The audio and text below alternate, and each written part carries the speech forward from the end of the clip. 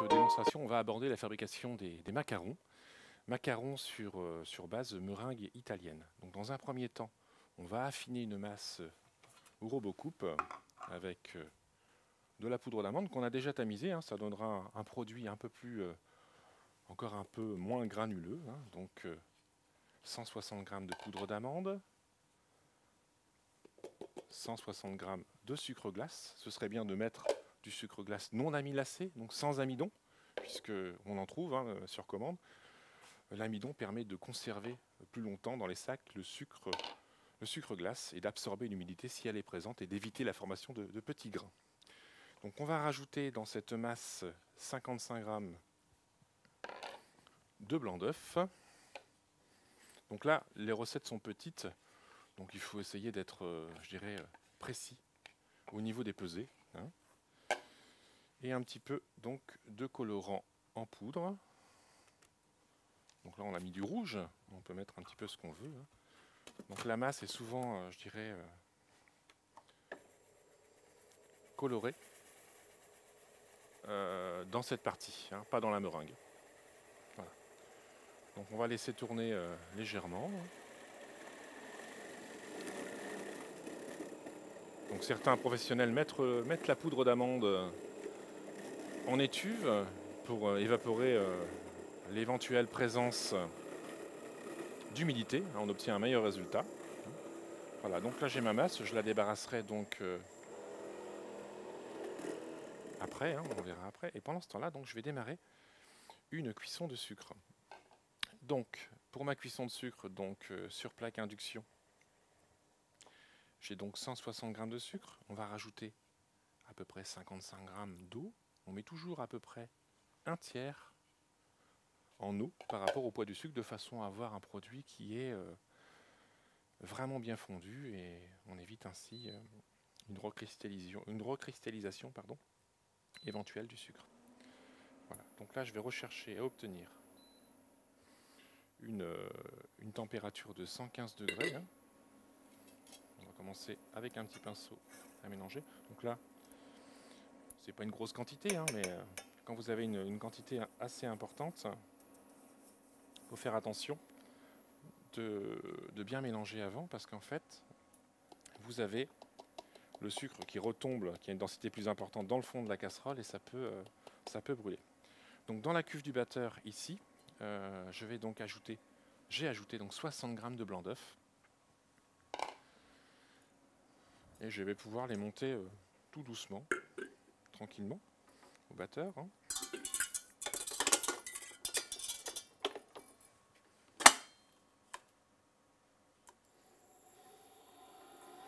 Voilà. Alors, on va nettoyer le rebord de la casserole, puisque vous avez vu qu'en surface, sur le rebord, on a les petits grains de sucre qui remontent, donc on peut avoir un petit problème.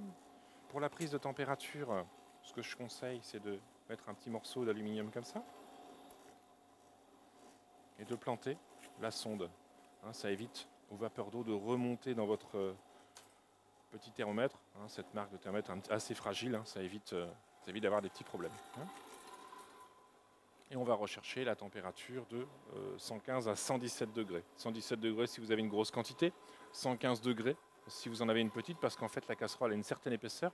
Il y a une inertie de cuisson qui se fait, donc ça continue à cuire après. Donc là, je vais le faire à la main, mais on pouvait le laisser au petit thermomètre. Voilà. Donc je mets en route les blancs d'œufs au moment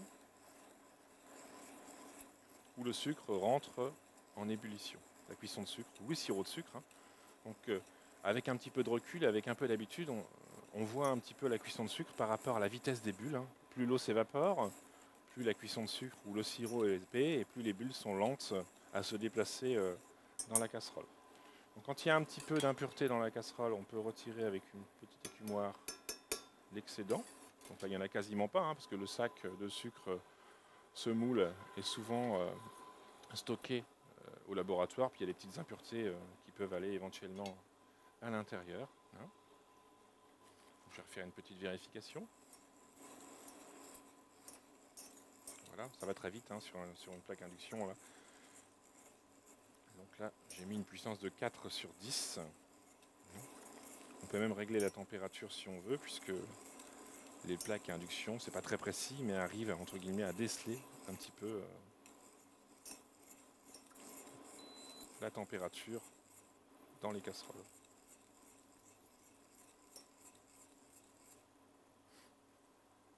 Voilà, là j'y suis presque.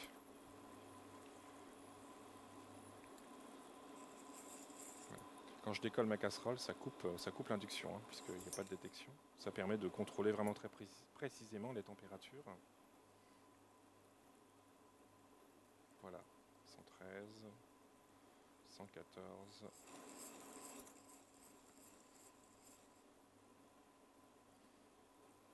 115. Voilà, là j'y suis. Donc je coupe ma plaque induction, je mets ma casserole sur le rebord, j'arrête mes blancs. Et là on va incorporer la cuisson de sucre à la main, tout simplement. Parce que la quantité est petite. Hein. Donc vraiment un tout petit filet au démarrage, hein, sinon on peut rapidement avoir une coagulation trop importante du blanc d'œuf, hein, puisqu'il coagule à 65 degrés, voire 70 en présence de sucre. Donc ça me permet vraiment de bien incorporer la totalité de mon sucre, qu'il n'y ait rien sur les rebords de la cuve du batteur.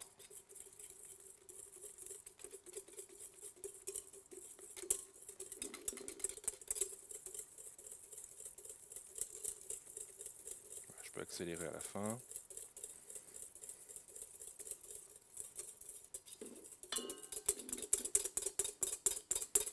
Voilà. Bien partout, pour récupérer les éventuelles petites gouttes de sucre sur le bord. Donc on est bien sur une meringue italienne. Alors la vraie recette de la meringue italienne, normalement on a toujours 2 fois plus de sucre que de blanc d'œuf. Hein, c'est-à-dire que vous avez 100 g de blanc, vous avez 200 g de sucre. Voilà.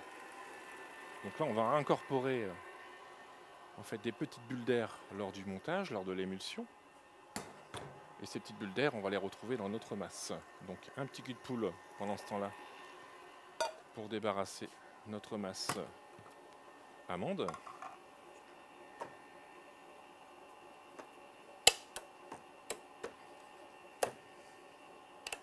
Voilà, un petit peu bloqué. Et ici, donc,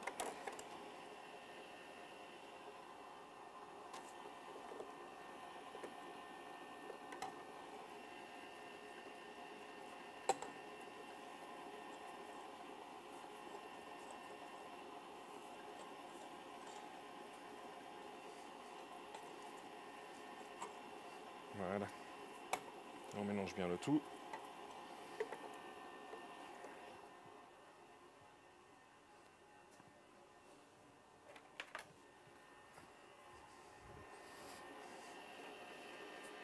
Alors le cul de poule de réception de taille adaptée. Hein.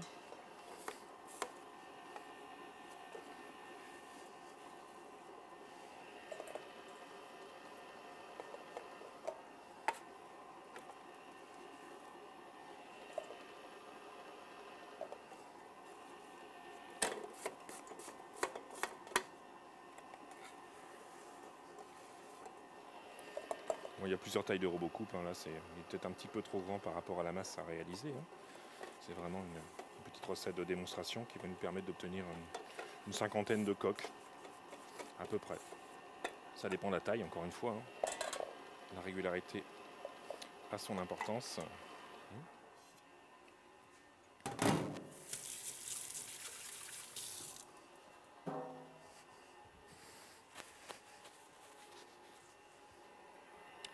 Donc pour la température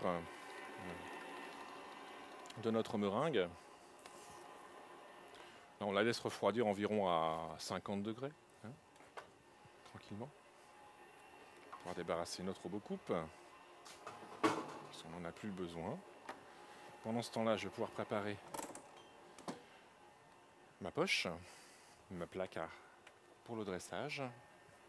Donc, format pâtissier 40-60 cm. Là, j'ai pris un verre gradué de 2 litres. J'ai coupé l'anse de façon à pouvoir positionner à chaque fois une poche et faciliter entre guillemets le remplissage. Voilà, là je suis à encore 2-3 minutes et ça sera suffisant. Voilà. On entend le bruit de l'émulsion qui se fait. On peut le voir correctement. Et quand on a ça, c'est suffisant. Donc, je coupe le tout.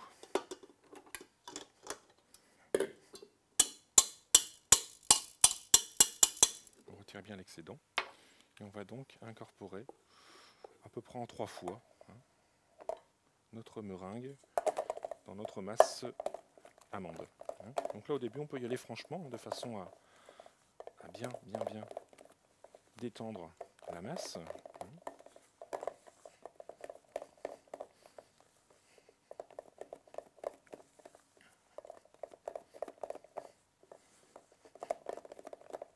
Donc je reviens un petit peu sur les meringues. On peut faire aussi des macarons sur une meringue ordinaire, c'est-à-dire sans cuisson de sucre. C'est des macarons qui sont peut-être un peu plus fragiles avec une coque supérieure, plus fine. Donc produit un peu plus difficile. Moi j'ai tendance à privilégier les bases meringues italiennes.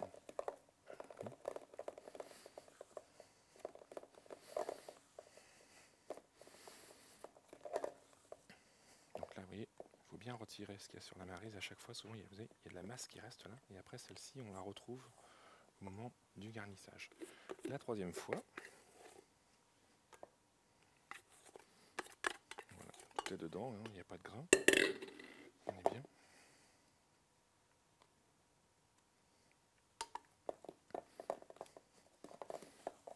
Voilà. Et là on arrive sur la partie qui se nomme le macaronnage. Donc en fait on redescend la masse tout doucement en retirant des bulles d'air, tout simplement, pas trop. Sinon votre produit ne va pas développer, il ne fera pas de pied au four. Donc là ça doit se lisser. Toujours un petit quart de tour au cul de poule. Voilà. Vous voyez, ça doit se lisser systématiquement. Là, on est bien. Donc en une fois dans la poche. Donc là, encore une fois, c'est pareil, il faut faire attention. Si vous avez une poche, vous mettez trop de produit dedans. Le diamètre où vous allez appuyer s'en trouve donc plus large. Et la précision de pression est plus compliquée. Donc pour les débutants, je conseille de garnir la poche en 2 fois. Ça vous donnera une précision de dressage plus facile au début. Voilà. Il ne me reste rien.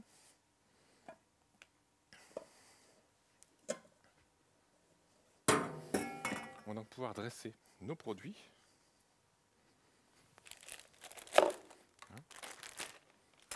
Voilà. Les mains, ça colle un peu.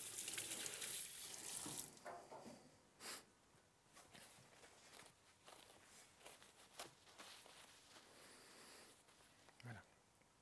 Donc, pour le dressage, douille de 10 pour les petites pièces. Et on va donc incliner la poche à environ 15 degrés. Ma main est sur le plan de travail. Et on y va. Je ne bouge pas, je viens juste couper en remontant, vous voyez, tout simplement. On essaye de faire les choses le plus régulièrement possible. On va dresser en quinconce, donc 1 sur 2.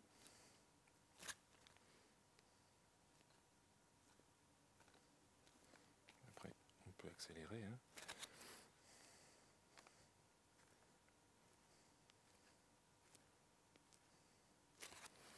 Pour le parfum, je reviens là-dessus, on a tendance à le mettre dans la garniture et pas dans la coque. Sinon, on a des petites réactions chimiques qui peuvent avoir lieu et puis les macarons se mettent à craquer.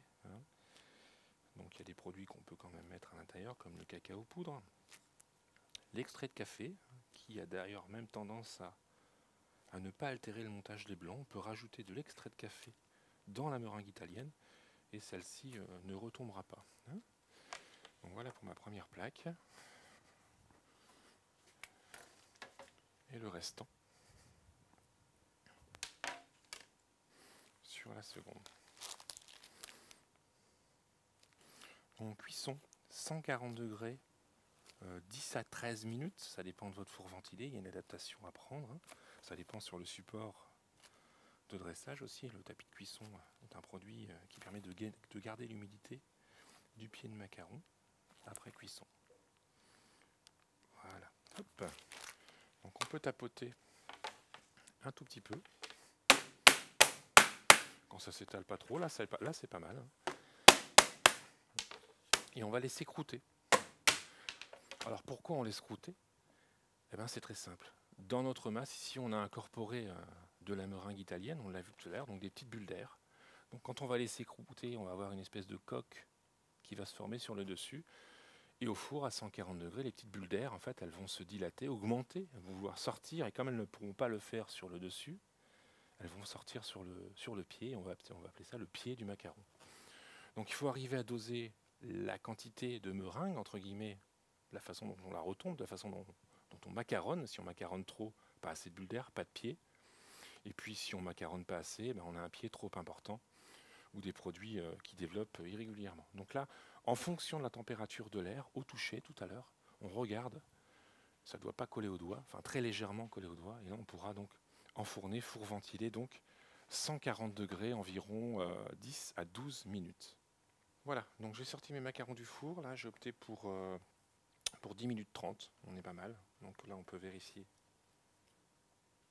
la cuisson, ça doit être moelleux sur cette partie-là, et suffisamment résistant en coque pour pouvoir être garni. Donc certains professionnels appuient un petit peu ici, légèrement, pour avoir donc une garniture qui n'est pas trop épaisse, puisque ça rentre dans le produit, et on a cette garniture qui est un peu plus fine entre les deux coques. Donc là on peut laisser refroidir directement sur le tapis de cuisson et les décoller après. Hein, le produit ne va pas sécher, puisque c'est entre guillemets relativement étanche, puisqu'il n'y a pas de pénétration d'humidité à travers le tapis de cuisson. Voilà, on verra après donc pour la garniture.